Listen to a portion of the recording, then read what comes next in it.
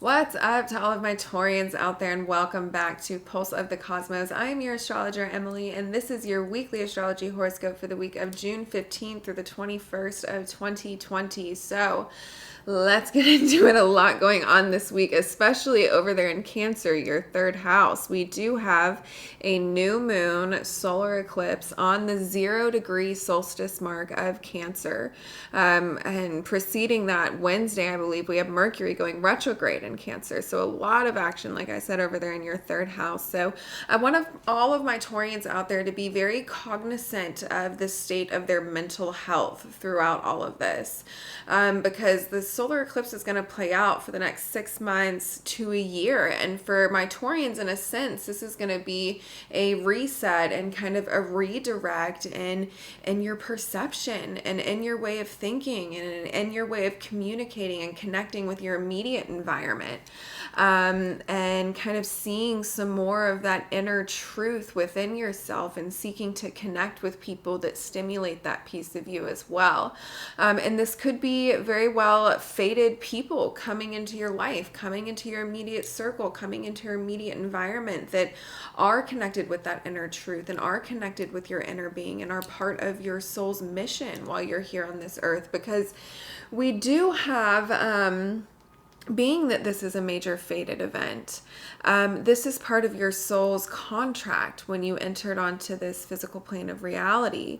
Everybody, when they have entered into this physical plane and into this physical body, our soul has entered a contract in some sense with different karma attached to it and things that our soul is on a mission to do while here on this plane.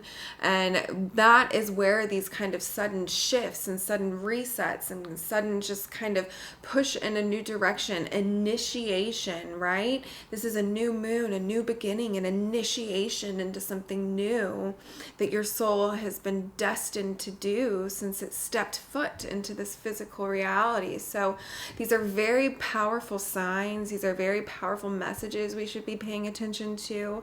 If you are seeing kind of synchronicities and messages from the universe, just know that those are very real, that those are very potent at this time, and that the universe is communicating with all of us. And there is some sense of a psychic intuitive awakening going on with the collective, where there is a realization of some of these inner almost superpowers coming to light.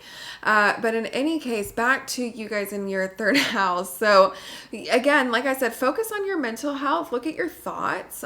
Your thoughts are going to kind of dictate your reality in some sense, because you're almost casting spells with these thoughts, right? So if your thought patterns are in some way degrading to you, or self-defeatist, or they're stemming from a place of anger, or undirected anger, they're stemming from a place of being wounded or victimized, it's going to kind of dictate the reality that you live in and dictate what your immediate environment looks like. So if you're uncomfortable and you're looking for a shift and you're looking for a change, and you don't feel connected to the people in your environment or the places that you kind of live in, look to your thoughts and look to see if your thoughts are kind of connecting you into some way of and keeping you there attached to that space, and see if maybe your perception and the way that you view things needs to change in order for you to kind of attract the kind of abundance that you want into your life.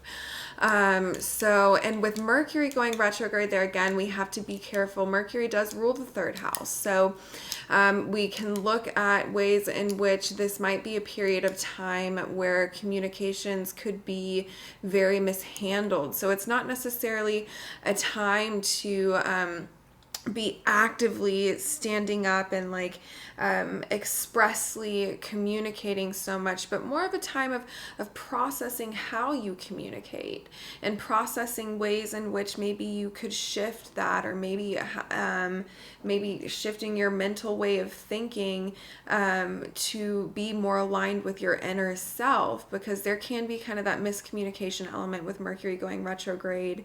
But the way to kind of reconcile lifestyle with that is to be not using this retrograde as a time to necessarily express so much, but more process the way that we communicate and be a conscious observer of what that looks like, and see where maybe we could make some shifts and changes that will ultimately keep us connected to a more divine place.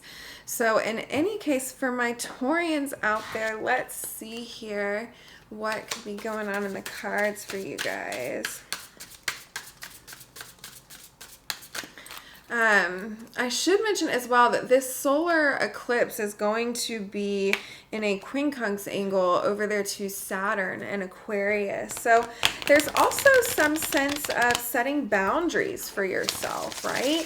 And if there are people or things in your immediate environment that you're not connecting with that are revealing themselves as inherently toxic to your growth, this could be an opportunity for you to set some boundaries on the kind of people that you allow in your immediate environment in that way. And it's going to be an uncomfortable shift. This is a quincunx angle, and I kind of liken those almost to being pinched by the universe, right? Like a quick pinch, like, all right, come on, pay attention to this. Almost like, you know, when you cut your toe or something and it hurts, so you look at it, and that's because you need to look at it. You need to put some, you know, salve on it. You need to put a bandage on it, whatever it looks like, to kind of heal that space. So there's going to be a little pinch there, seeking for you to kind of connect your boundaries to a new, more aligned space and start enacting on building some of those as well.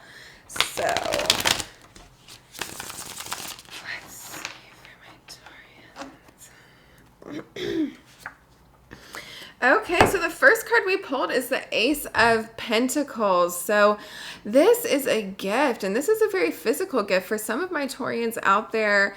This could be you coming into some sense of money, or this could be a reset for you and a job, connecting you to a new job environment that you're kind of involved with, you know, immediately. This could be something that's propelling you in a direction that way.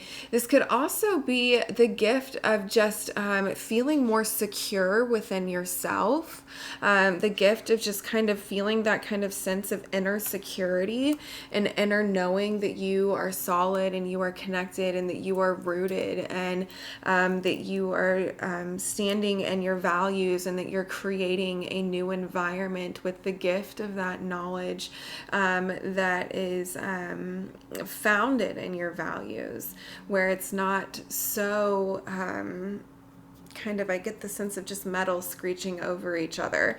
So just kind of friction inclined. But in any case, what's the challenge with some of us in moving into this new initiation phase? Okay, so there's a lot of anxiety going on for some of my Taurians out there. We did pull the Eight of Swords, and this is just kind of keeping yourself trapped in your own mental bondage, thinking that you're trapped in some kind of situation or some kind of circumstance where you can't move in the new direction, and you can't accept this gift, you can't accept this new experience or initiate this new direction in your life, because there's some kind of fear surrounding stepping into that space. And maybe fear of letting go of something old and stepping into something new, letting go of a relationship or a job or a living situation or friends or whatever that looks like to you. Maybe there's some fear surrounding, I'm getting, for some reason, knowing that you're worth experiencing by other people. And that there might be some sense in some of my Taurus where there might be a bit of a self-worth issue for my Taurians out there, which are all about worth and value, where they're not feeling the sense that they're worth being experienced by new people and new places and new environments, and maybe they'll feel judged in a certain way, and there's some kind of mental anxiety going on around that for my Taurians. So what can we do here? Because this is all in your head. That's not reality. It's not reality when you pull when you pulled that one. Okay, so we did pull the 10 of Pentacles next. So this is one of the best cards that you can pull in the deck. This is complete abundance, and this is Pentacles again. So this could be a money situation for my Taurians out there, some kind of new opportunity or initiation into a new phase of your life that's connected in a way to build that kind of financial abundance that you've been seeking. Or it could be just another affecting you in another personal way of your life. But this fear is in the way of you collecting the abundance from this gift. And I think for some of my Taurians out there, it might be important to kind of ground yourself in this physical reality and remind yourself of some things, some of the magic that's going on in the mundane in your life. This is such an abundant card, and there's so much magic going on in it. But a lot of the figures in this card are missing the magic, right? They're just passing each other by. No one's really kind of looking at each other. No one sees this kind of magi standing outside of the gate other than the dogs, because the dogs are very in tune with their surroundings, and they're very in tune with the magic coming in from other dimensions and things of this nature. So look to find the things in your life that are bringing you abundance, and maybe pull yourself out of that mental space where you're so fearful or concentrating on some kind of lack mentality that's getting in the way of you accepting some of these new gifts coming in. But in any case, for all of my Taurians out there, I love you guys so much, and I will be back next week.